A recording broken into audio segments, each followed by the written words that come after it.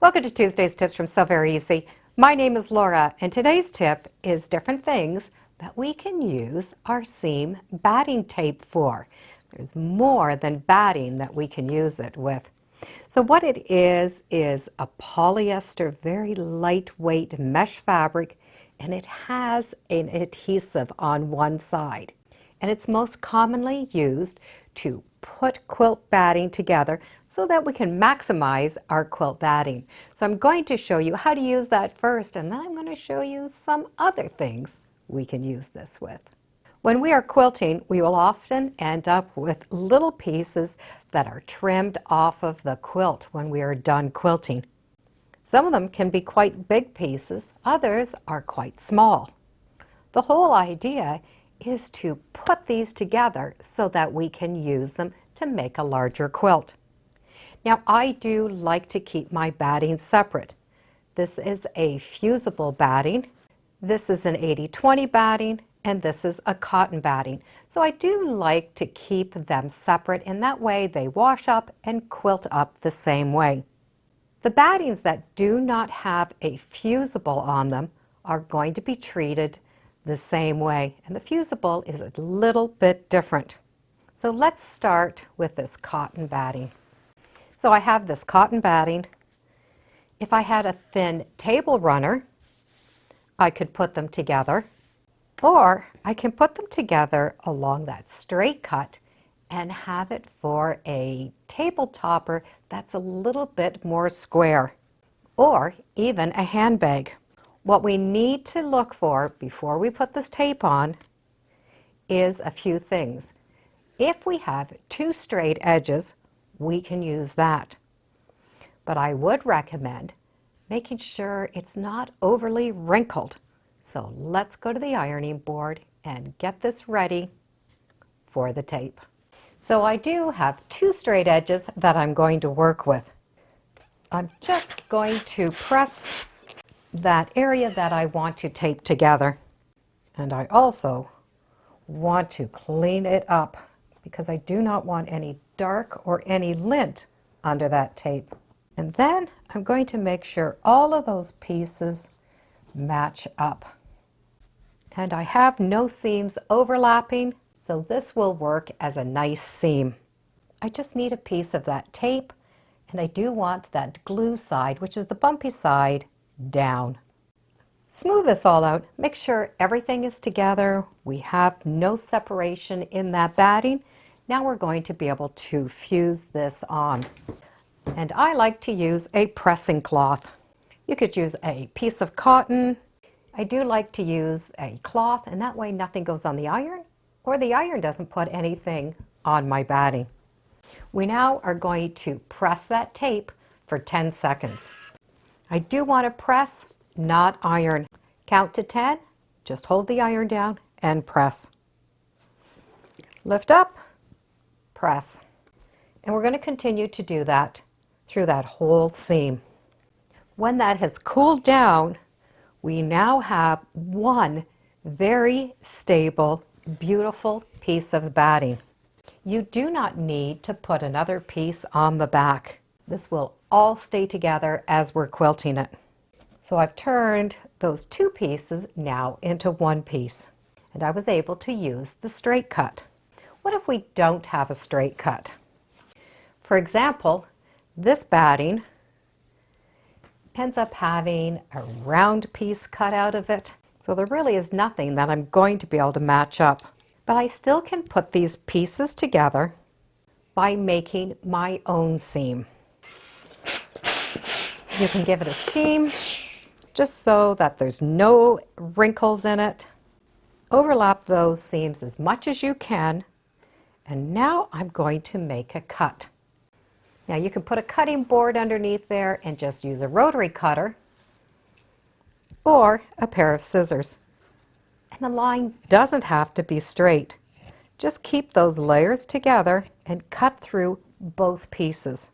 So we're going to remove the one edge, and then we're going to remove that edge from underneath.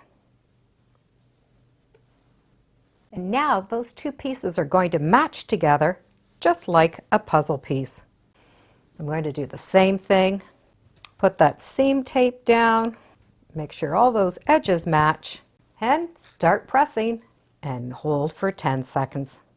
By cutting your own line, you really have made puzzle pieces that are going to fit together. Now when I remove it, I have a beautiful finish on both sides. The fusible battings will need to be treated just a little bit different. We can still use this tape, but we're going to use it upside down. The batting is usually fusible on both sides, so I do have some kind of a parchment paper down. I do want to make sure that my seams are going to match, but this time I'm going to fuse this tape so that the sticky side or the glue side is up. The reason is, if I was to take this tape and iron it so that the glue side is down, I have the two glues together, which will be fine, but I will have a piece here that has no adhesive on it. So when I go to put my quilt together, there will be a piece that has no stick, and I might have to baste that. So I'm going to do it upside down. I have that parchment paper, and a lot of times, because it is very slippery, I'll just put some pins just to hold those layers together for me. So the tape is going sticky side up. You can use either another piece of parchment paper or the Teflon pressing sheets. And I'm going to lay that right in between and press the 10 seconds to hold those layers together and to activate that glue. Let it cool down and then carefully peel that off. That parchment protected my surface, and I still have the glue on that batting, but my layers are now together. And as you can see, I can do more than one seam. I just want to make sure that they do match up. This batting seam tape will work for other projects. This seam tape works good as an interfacing for inside waistbands, to stabilize zippers. If you have pockets, it can stabilize that side seam for pockets, and it can also be used for embroidery.